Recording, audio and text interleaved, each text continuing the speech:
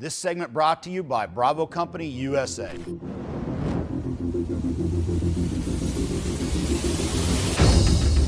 Hey gang, Larry Vickers here.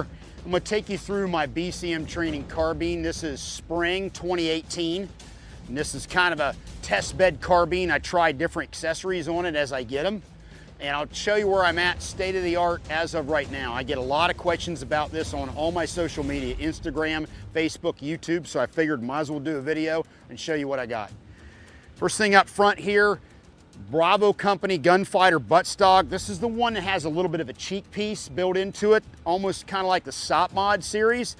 I like it, rubber butt plate. Back in the day, I used collapsible buttstocks that did not have a rubber butt plate, but now I'm used to it. 6 position buffer tube, and I generally run it in about 2 notches. That's my go-to position if I don't have on body armor or a thick coat.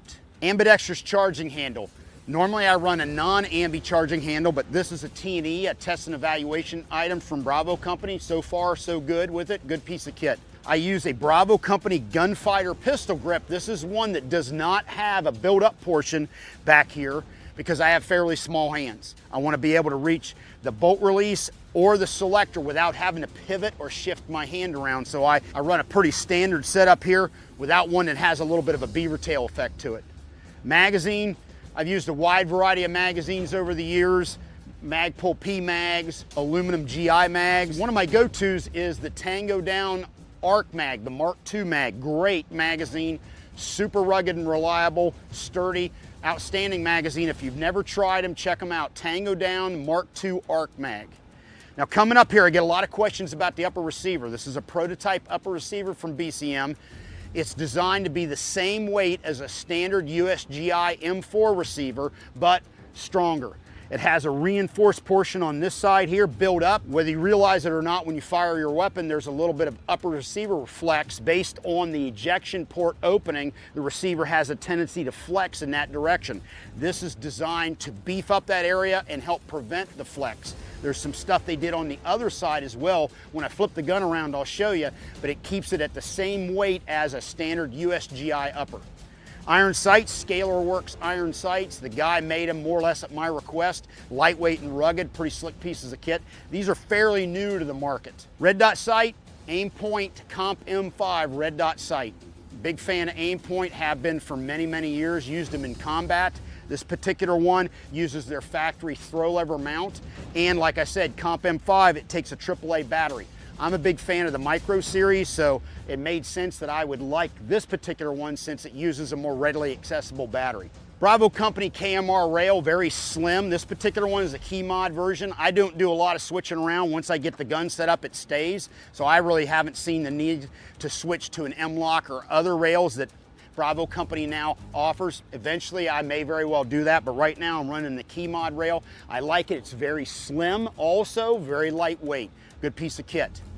Up front here in front of the front sight, Surefire X300 white light. I like it at the 12 o'clock position. That way I'm not obscured around any kind of cover, whether it's 3, 6, or 9 o'clock. If I can see the target with my iron sights or red dot, I can see the target with my white light. 14.5-inch barrel, permanently attached Bravo Company muzzle device up here that gets it out to 16 inches, so it's a non-NFA item. This is a lightweight profile barrel, which keeps it real lightweight and easy to maneuver. So far, I've had no issues with the lighter profile, and I recommend it.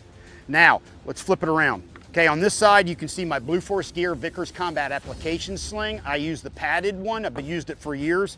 Couldn't be happier with the products that have my name on them coming out of Blue Force Gear. Top-notch company, top-notch people, top-notch products. Notice I have it a little farther to the rear, so when I'm grabbing up front with my Bravo Company stubby and activating the white light, I'm not having to fight the sling. All right, I've been running that way for many years versus all the way out. I have it about 3/4 of the way back on the BCM rail. Attached on this side underneath the buttstock because of the way I run the gun.